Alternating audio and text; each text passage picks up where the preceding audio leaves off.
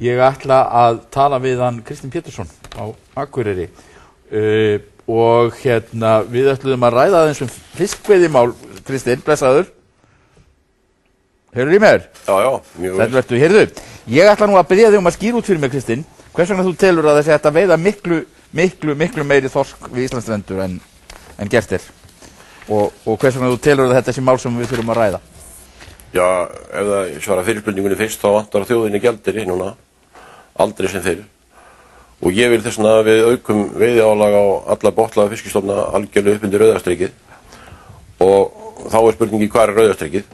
Og það er kannski deildar meiningar það milli fræðimanna og svo aftur okkar sem við erum í raunheimanum, eins og ég kalla það. Það er að segja skipstjóra og þeirra sem hafa alist upp við návígi við sjávarútveginn. Og til þess að brúa bilið sem er á milli þessar ágreinshópa, það er að segja fræðimennsku og raunveruleika, þá getum við farið leið sem Rússar fóru í Barentshafi árið 2005. Já. Þá var búið að veiða gífurlega mikið umfram ráðgjöf frá árinu 2000. Ráðgjöfin árið 2000 var 130.000 tonn af þorski og þeir veitu 500.000 tonn. Árið eftir var ráðgjöfin 170.000 tonn og þá veitu þeir aftur 500.000 tonn. Og þriðja árið var ráðgjöfin fór hún aftur niður í 150.000 tonn og þá veitu þeir samt aftur 500.000 tonn. Þannig að Rússarnir stóðu náttúrulega gati hvað var að ske. Já. Þannig að þeir fóru nýja leið í málinu. Og Hafrannsóknin í Múrmansk gerði þetta tengt í 20 tóra og þeir voru má segja live tóral í 6 mánuði. Aha. Þannig að út frá þessu reiknuðu þeir, hann er Dimitri Kolskov hjá Hafrannsóknin í Múrmansk sem að stjórna þessu. Út úr þessu reiknuðu þeir út þéttleika þors á fermílu í Barentshafinu. Já. Og margfaldur svo bara fermílu sem vissu þorskurinn var á. Og niðurstaðan var kynnt árið 2006 og þá stækkaði þorskstofninn í Barentshafinu 70%. Það er að segja hann stækkaði úr 1,7 milljón tonna upp í 2,7 milljón tonna. Og síðan er búið að veiða í Barentshafinu, þeir eru konur upp undir 600.000 tonn í dag.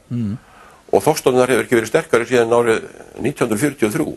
Það tala bara einhverja þorsksprengingu þarna í Barentshafinu eiginlega. Já, hún myndaðist við aukið veiðiálag, nota bene. Og það er þetta sem ég er búin að vera að halda fram í 21 ár. Ég er búin að vera að kynna mér þessi gögn í 21 ár. Þannig að það er nú eins og í spilinu 21 nú komið vinir sá hjá mér. Og í alvöru tala þá þjóðin það er bara núna nú eða aldrei. Nú bara verða menn að taka sér saman, hvort sem þeir eru sammála þessu ekki, og leyfa að fara fram hlutlausu úttekt á málinu. Það gengur náttúrulega ekki neitt að sömu kannski 3, 4 eða 5 menninir séður ágjafar og ákveðu hvað að veiða mikið, svo koma þeir árið eftir og rannsakandi þetta fyrir alltaf í hringu saman borðið. Já. Það náttúrulega bara gengur ekkert upp svona, þá hefum við getað látið bankamennina bara rannsaka sig sjálfa, ef þetta er rétt. En það sem þú hefur haldið fram er að menn séu ekki að veiða á réttan hátt úr stofninum. Nei, það er það sem þarf kreppan verið stöðri hjá ungþorski á Íslandsmiðum, með þau gögn sem ég hef skoðað. Hann er alltaf, ungþorskur eru að hægja á vaxtarhraða og það verður ótrúlegt brottfall í þorski eftir að nær 4-5 ára aldri í dag. Þannig að þessir árgangar sem koma sterkir inn og Hafrannsóknin og við öll vonum að komi sterkir inn í veiðinni, leiða þeir verða kynþroska snemma og svo bara þeir hverfa. Annarkvort drepast eða synda burt. Ég held að gerist hvortveggja, bæði að geta þeir farið til Færeyja og fiskistjórnir hafa fylgt þeim eftir yfir að mílínu hjá Færeyjum og þeir hafa fylgt þeim eftir og horfið á norður landinu eins og Grímseyingar hafa bent á. En það er aldrei tekið mark á þessu. Og svo hverfur þessi þorskur í staðinn fyrir við veiðum hann, þá hann eitthvað hverfur hann eða drefst.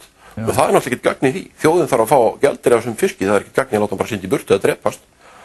Og svo náttúrulega er sterk vísbending það sé mikið fóður til dæmis að engin skilur því hvað skötusel fjölgar mikið. Minna, hefur hann ekki bara svo mikið fóður, þorsk sem er að drepast? Það er allt sem að, ef við skoða náttúruna, þá er allar vísbendingar frá okkur sem erum að starfa í raunheimunum. Allar vísbendingar benda til þess að veiðanleiki þorskstofnsins sé vanmetið hvað hægt er að veiða. Og ég vil það svona að það verði farið fram hlutlaus úttekt. Og við reynum að fá til dæmis Dimitri Kolskov frá Rússlandi til að hjálpa okkur að gera sambærilega rannsókn á Íslandsmiðum, þannig að við séum ekki að veiða ekki með einhverjum óábyrgum hætti eins og það heitir innan gæsalappa.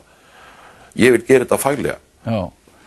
Og þú segir þá að ef við náum að auka þorskveiðin okkar þá getum við skapað vinnu fyrir ótal manns og sleppt því að taka lán og ég veit ekki hvað. Ég bara leyfi mér að fullyrða það.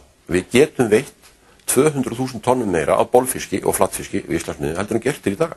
Og það eru 200.000 tonn og það eru gjaldeyristekjur árlega upp á 70 milljarða króna og það munar nú minna. Og margkvæðisáhrif svona frumgreina á aðrar atvinnugreinar eins og iðnað, verslun og þjónustu eru svo miklar. Við erum kannski að tala um að fækka atvinnulausum 2000 manns á einu ári ef að þetta tekst. Ef þetta er gert faglega þá er þetta allt saman hægt. Því að það, þó við vitnum ekki annað en hérna áratugi áður að byrja að stjórna Íslandsmiðin, þá þoldu fiskistofninn miklu meiri sókn og það var hérna 300 Bretar og 100 vestur þjóðverjar og allar hérna þjóðirnar og við líka. Það var aldrei neinn hætta. Þannig að þetta hættutal, þetta er náttúrulega bara ýkt sko, stórlega ýkt. Kristinn Pétursson, ég þakka þér fyrir að koma í þáttinn, þú ert fyrir norðan og við þökkum þeim. Við verðum að fá umræðu þetta, þú voru að hjálpa til við það að opna umræðuna. Við erum að reyna það, þakka þér fyrir Kristinn. Við höldum hér áfram eftir stutli.